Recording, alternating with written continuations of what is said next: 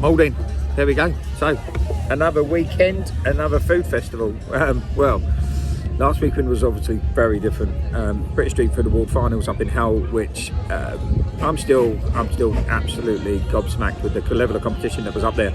I will kind of sit down later today here, in actual fact, at Leeds, North Leeds Food Festival, and talk about the events of last weekend and 2 weeks prior at the Northern Heats. But today I'm going to kind of really talk about just the differences in atmosphere and food when you come to like a food festival like this for the community.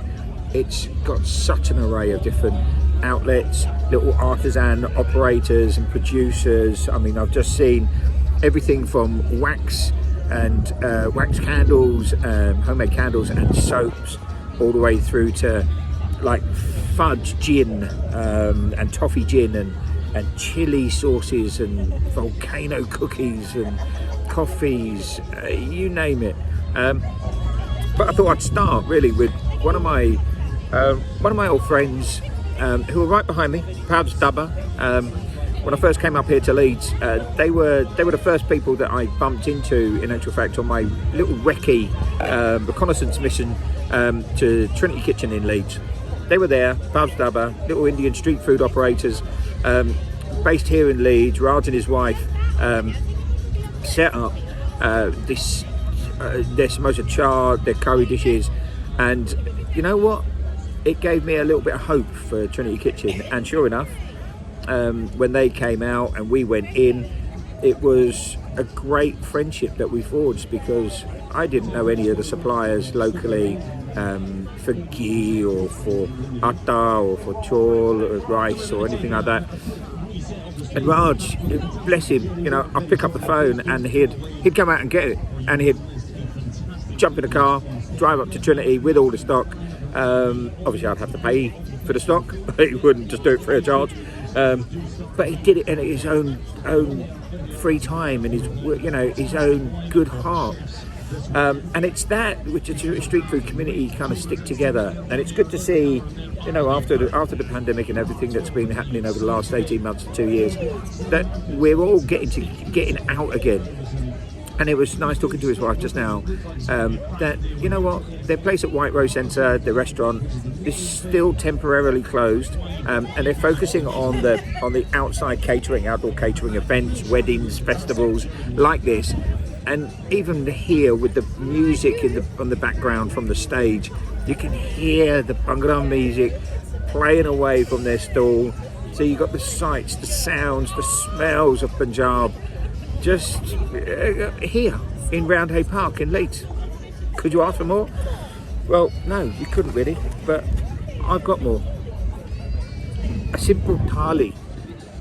Now the thali itself, obviously, as you know, the thali it evolved in actual fact from the banana leaf that was used to present dishes and foods, rice and several different curry dishes, and from the Ayurvedic script times, from the Ayurveda times. Now Ayurveda obviously means life lesson, and it's a lesson of life, that it was the different textures, flavours, vitamins, nutrients that food can give that needed to be combined in one plate in one sitting, that Ayurveda really promoted through the banana leaf thali. Now the thali then evolved into this metal plate, thousand odd years ago. I don't know the exact date off the top of my head, but we will look at that. But the thali was considered to be a way for people to share and to sit and share food together, and that's why predominantly you find it used in temples, gurdwaras. You take, for example, the Golden Temple in Amritsar, nearly 500,000 meals per day in its peak periods. I mean, you're talking festival periods, but on a daily basis, there's still 200 to 250,000 meals free of charge, fed to devotees, visitors to the Golden Temple on thali trays. Now those are little circular or rectangular metal trays with compartments, normally 5 or 6 compartments, ranging with rice and bread and dal and sabji and dahi, which is kind of the staple, and a sweet of some description. Jalebi or gulab jamun or kheer, which is the rice pudding, Indian rice pudding. Here today I've got a very simple, beautiful smelling, I'm about to taste as well. Chicken, masoor dal, rice and naan, all freshly made here at Bhav's Dhaba. So I'm going to tuck in. I mean, it's good to see that the thali has been able to be adapted into sustainable packaging. Here we've got eco-friendly packaging that can be compostable. Is compostable, not can be compostable, is compostable.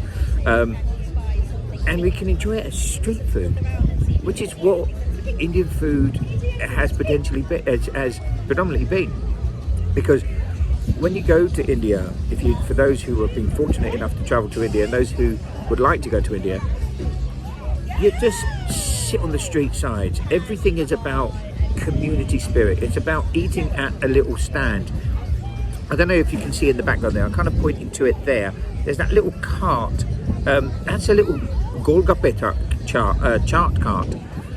Now Manjeet's Kitchen, everyone loves Manjeet here in Leeds. Manjeet started 10 years ago. This is her 10th anniversary year. And she started with this little chaat cart. And now look at her, place in Kirkstall Road, place at Leeds Market, and she's still doing her weddings and events out of her yellow horse box. I mean, Manjeet, we love you.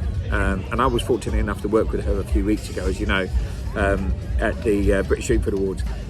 But it's those little carts that are synonymous on the streets of India, that people from, when they walk into work in the morning, they're going to have their cha, hot masala tea, and maybe a chole bhature or the dosa or something like that in the morning by the street side. Then they'll go and do a few hours work. They'll come out and have some more tea, cha, from a cha cart.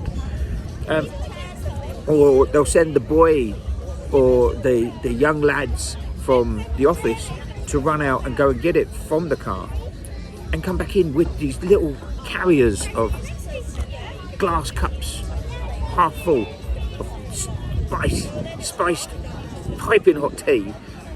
They'll consume it and then they'll send these glasses back. Would you get that here? No, we've got to have these paper cups because no one can be trusted.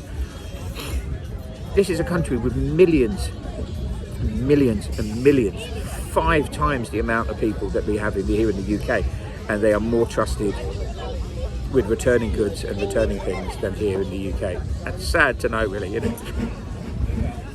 But, and then at dinner time, on the way home, they might pick up food from there, take home, package it up.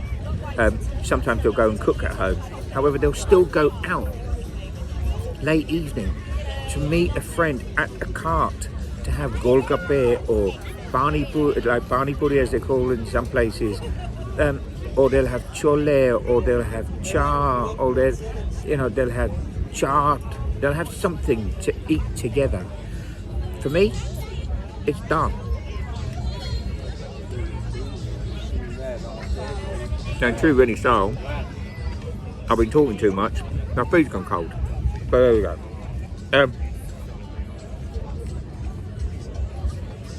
But the dal. Now this is the difference. I was talking to someone the other day about spice. Now, that's someone that, in actual fact, is a very well-known chef here in Yorkshire and throughout the country, actually. Based out of Harrogate, Sean Rankin, Chef Sean. I had the pleasure of working with you again, you as well, the other day in Hull, and we talked about spice.